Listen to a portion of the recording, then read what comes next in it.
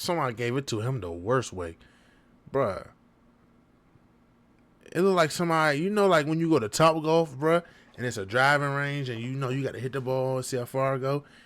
It looked like somebody just had his head right next to the tee and just was smacking golf balls to that joint, bruh. God.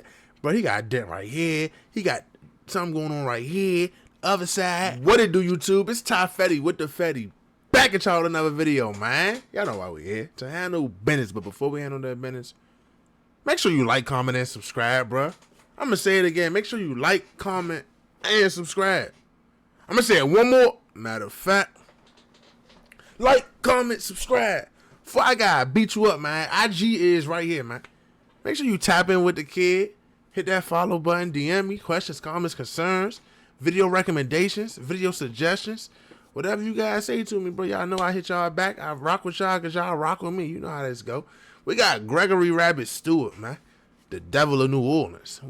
I'll be the judge of that. We're going to see. People be giving these false tags on people, man. They don't really be, feel me? They don't be stepping for real.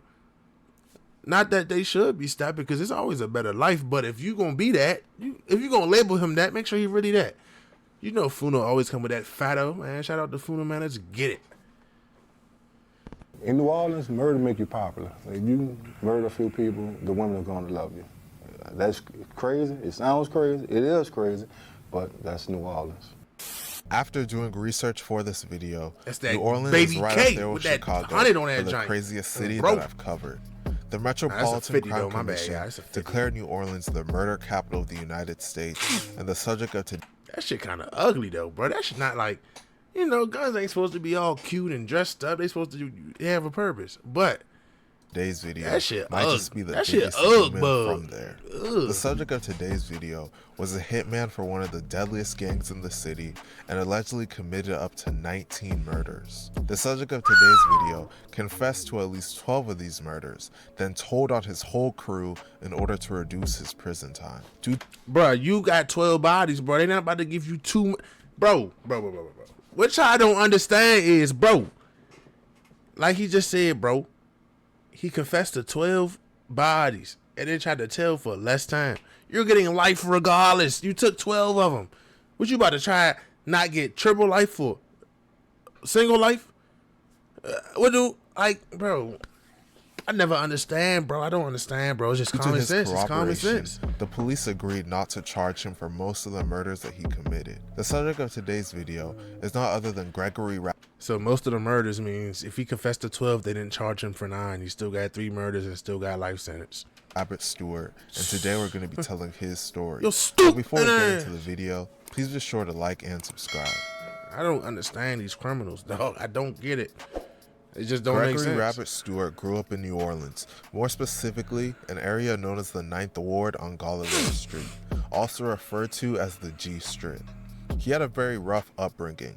At just 4 years old, he witnessed a murder for the first time when his mother's boyfriend was killed in front of him. When he was just in the 6th grade, he saw his friend get shot and killed by mistake.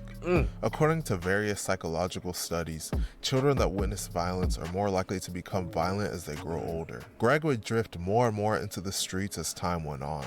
He started selling weed and crack at just 11 years old. He would go on to earn the nickname Rabbit when he was 15 years old after a friend witnessed him successfully escape a police officer that was trying to arrest him. At age 16, Greg would meet a man named Merle Offray and was recruited to sell heroin and other drugs for him. Greg would become a member of a gang called the 39ers, and they were big-time drug dealers that primarily sold heroin. The 39ers were a mix of members of the 3 and G gang from 3rd and Galvez and G Strip gang from Galileo Street. Greg would eventually turn into a killer after meeting a man named Louis Daniels. Louis Daniels was a prolific killer, and he taught Greg the most effective ways to kill people. Hey, bro. He taught Greg that when he went to kill people, he shouldn't aim for the head, but he should aim for the body and shoot until they fall down. Then he should stand over them and shoot them in the head until they're dead. Shortly after meeting Louis, Greg would put the lessons that he was taught to use. He was involved in a murder for the first time at just the age of 16. So basically, they was in the KANL, Killer Nigga League. You got this stepper teaching this stepper, that stepper teaching it. Man, send me some videos on New Orleans, bro. I feel like, New Orleans always mentioned as one of the most dangerous cities, if not the most dangerous city, but it ain't really nothing on them, bro. Like, I don't know. I feel like I always say this: the same couple cities get the same same spotlight. Not even saying it's a good spotlight or it's a spotlight that should be you want to have, but it's like, you know what I'm saying, bro. You got all the documentaries on King Von, 051 Medley. Like, it's just Chicago for real, bro. Like, why is that? Like, I understand DJ Academics made it popular. He had the whole, you feel me? But New Orleans always up there, bro. And I just feel like it's information that people want to see, including me. Dig? Somebody send me some New Orleans videos in my DM. Ty_Fetty_, please. Thank you. At 18, Greg would go on a brutal killing spree that lasted 15 months. Calvin Brumfield. The first murder that Greg was involved in occurred in 2007, and Greg was just 16 years old at the time. On September 16, 2007, New Orleans police arrived at a house on Urquhart Street to find 3 people suffering from non-fatal gunshot wounds. The officers apparently didn't check the backyard next door. Hours later, officers were called out again and found Calvin's dead body there.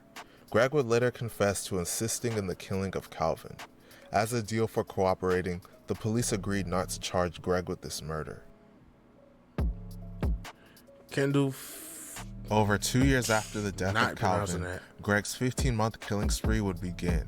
On February 22, 2010, about 15 minutes before midnight, Kendall Firebee was in his car when someone in a sport utility vehicle in the 7200 block of Salem Drive fired several shots at his vehicle.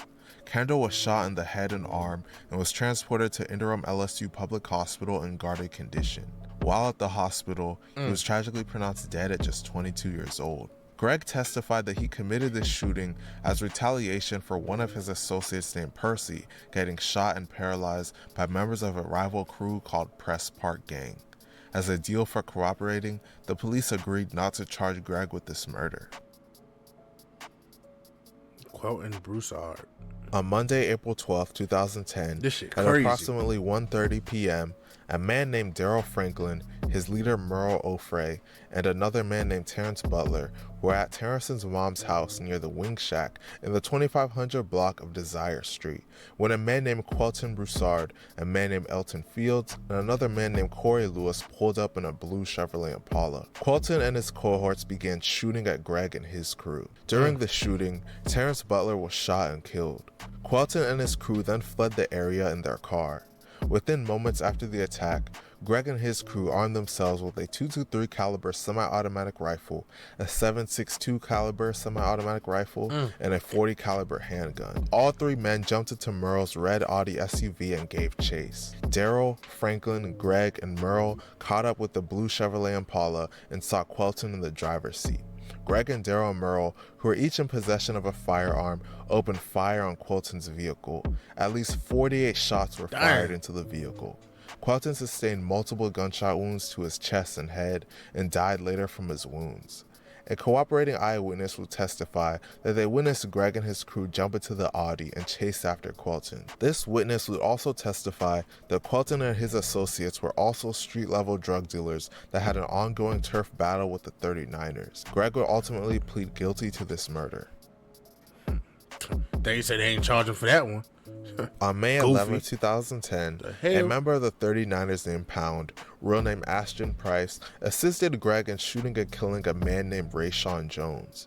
Rayshawn was an associate of a rival crew beefing with the 39ers called Ride or Die Gang. Just 8 days later, on May 19, 2010, Greg and 4 other members of his crew shot and killed a man named Lester Green and injured another man named Jamal Smith. Lester and Jamal were riding in a gray Acura when gunmen shot up their car with over 26 rounds from an assault rifle. Lester was shot once in the head and was tragically pronounced dead at just 21 years old. Jamal was struck as well but survived his injuries. Jamal Smith was one of the 39ers' biggest targets as he would constantly shoot at them, and he allegedly killed one of their associates named AP. Both Lester and Jamal were associated with the Calliope Housing Project gang that beefed with the 39ers.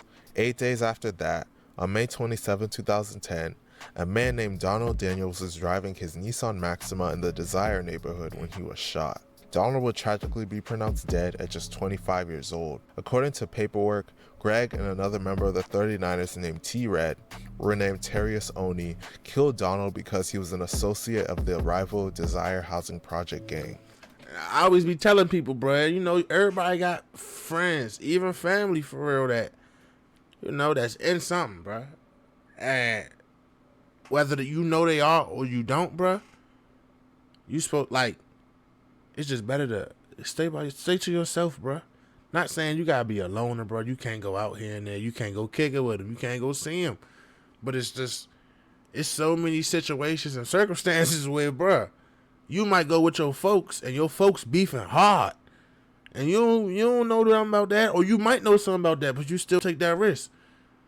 So now y'all out somewhere and somebody see y'all that they beefing with. Now you gotta retaliate or duck your taco because of something else that you don't have nothing to do with, bro. Sometimes it's just best to stay out the way, bro. Like, either you gonna be in it or you not, bro. You can't straddle the fence with nothing. You can't play both sides. You can't, not even saying that's what you're doing, but that's what you're doing.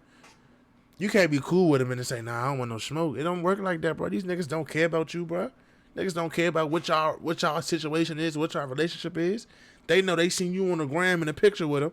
They know they seen you comment under this picture, my brother for life. And when they see you, they gonna treat you like them. Put that belt to ass. Keep y'all asses out the way, bro. I'm telling you.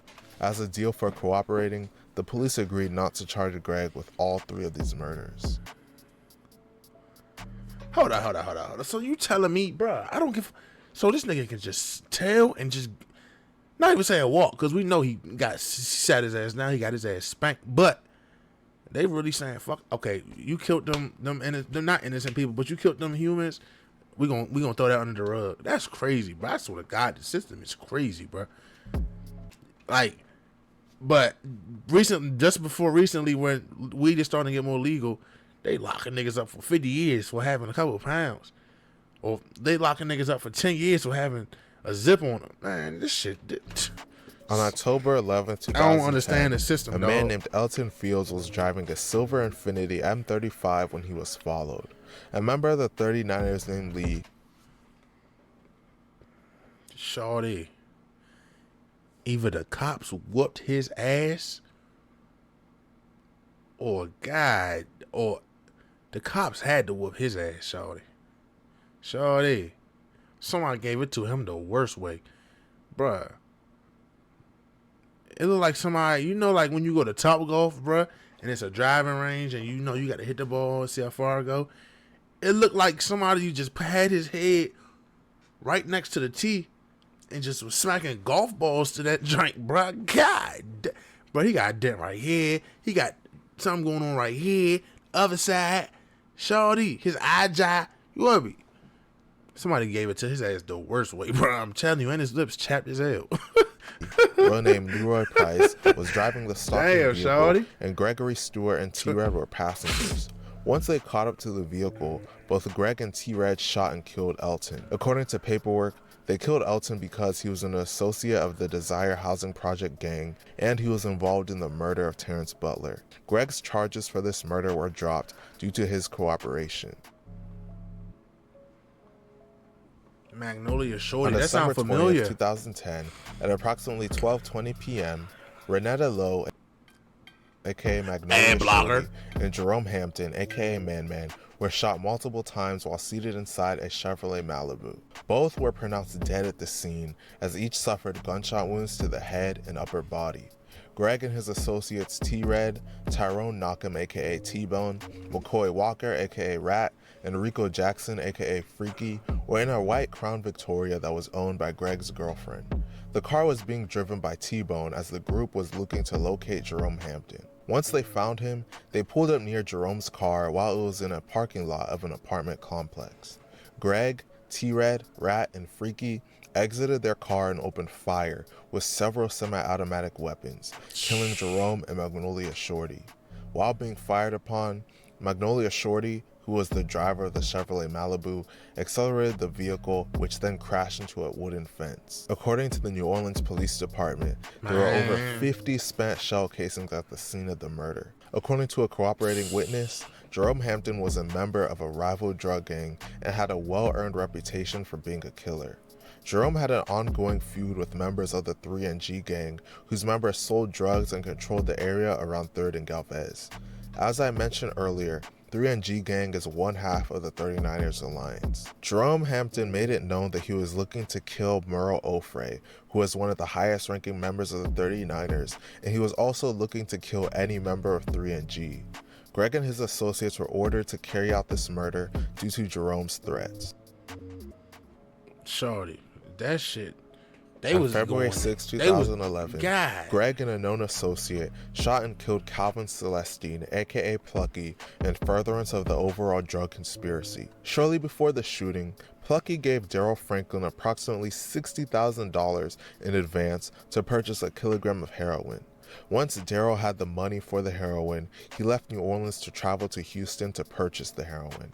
Greg was then directed to kill Plucky to avoid having to deliver the heroin when Daryl returned. Greg and his associates looked for and found Plucky while he was sitting in a black Chevrolet Tahoe in the parking lot of his girlfriend's apartment complex. Greg and his associates then shot Plucky several times in the head using a .223 semi-automatic firearm and a .40 caliber Glock Model 27. After the murder, Daryl gave Greg a portion of the heroin he had purchased using Plucky's money and approximately $7,000 as payment for the murder. Furthermore, at least 2 cooperating witnesses have independently stated that Greg confessed to being responsible for this murder. Greg would ultimately plead guilty to this murder. This nigga was going On fed. February 20th, 2011, a man Bruh. This nigga wasn't lying. Shorty said 19 and Rabbit was named Little John God, Haynes was shot to death Shorty. in the 3200 block of Murray Street at just 21 years old. Greg and his associates Jasmine Perry, aka Rel, Curtis Neville, aka as a grown ass man, your name Jasmine, that's insane. That is crazy. Hey Jasmine. Hey bruh, hey you know Jasmine? Yeah, who that? What school she went to? Nah, it's a nigga. What? Jasmine? Pooney, Evans Lewis, Hell aka nah. Easy, and Solomon Doyle, aka Black, all shot and killed Little John. 2 handguns and 2 assault rifles were used in this attack. According to paperwork, they killed Little John because he allegedly stole drugs from one of Greg's customers. On April 28, 2011, Greg and his associates Washington McCaskill, aka Big Wash, and Damian Barnes, aka AD, shot and killed Floyd Moore, who is believed to be an associate of the Calliope Housing Project gang. They used a Bushmaster assault rifle and an AK-47 in this attack. As with the other murders, Greg was not charged with these due to his cooperation. This, hey, shorty, this shit crazy. On May 24, 2011, Gregory Keys was murdered and Kendrick Smothers was seriously injured in a drug-related shooting.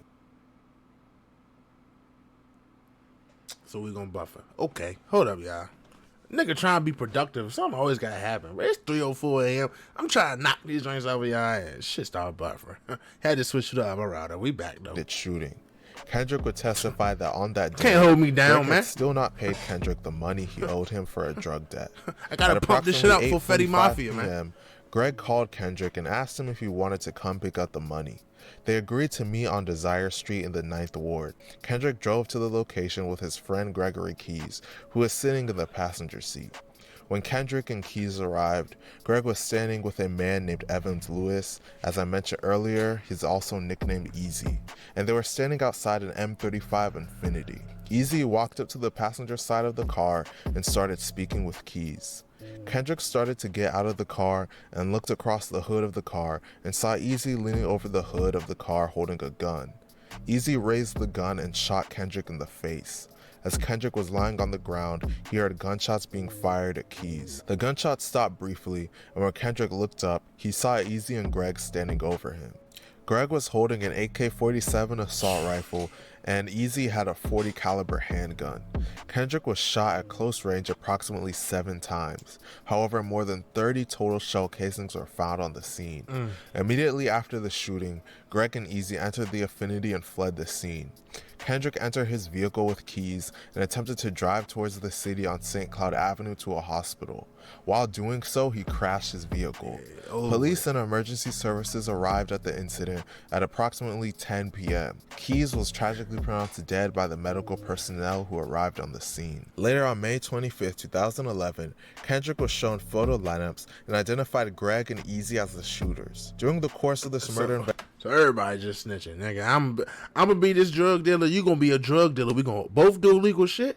But whoever get caught first, or whoever feel like they on the losing end, I'ma just snitch on your ass. Man, that's why I say, man, get out the streets, bro. Shit been finished, bro. But I'm just really finished. Like, shit, it ain't the same, bro. Like, if you just think about it, bro, everything our folks did, our parents and shit did back in the day, bro, it wasn't no motherfucking cameras like it is now. It wasn't no ring cameras, bro. There wasn't no shot spotters, bro. Like, nigga, you shoot a gun in a certain area, the police get a notification like that. They gonna investigate. It wasn't none of that technology back in the day, bro. People could go dump they sticks in the river. It wasn't no cameras to show them doing it. Now, bro, you gonna be 4K. Then you gonna go on social media doing it. Now everybody gonna call you a dummy. You got all these people that can identify you. It ain't the same. The shit over with. Shit finished, bro. Niggas don't got no morals. They don't stand for nothing. Niggas, man, it's over, bro. I'm telling you, bro. Get out the streets, bro. Investigation, federal agents were able to obtain cell site information on Greg's cell phone. This information corroborated the information relayed by Kendrick and placed Greg at the scene of the murder at the time of the murder. A corroborating witness would later testify that sometime during the week of May 21st, 2011, Greg told him that he was going to kill Kendrick. Greg would later admit to helping plan and set up the murder, but he would claim that Easy and another man named Jasmine Perry were the actual shooters. Like, look at this shit, man.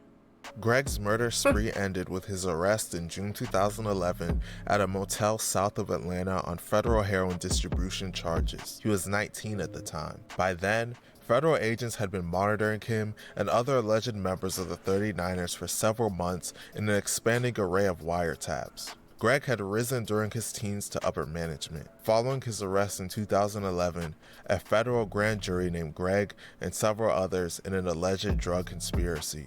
He was jailed in St. Charles Parish. While there, he offered to provide details on killings and heroin suppliers. Look at this shit, man. Greg asked for assurances that he wouldn't face more charges for detailing his role in several killings. Greg's testimony was crucial in the takedown of his entire crew.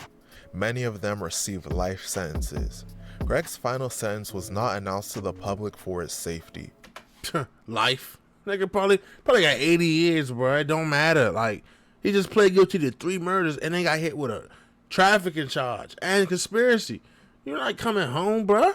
I don't care how much you tell them you're not coming home. That's what the goofies be so scared of getting caught and going to jail, and they can't take their time to the chin like a man.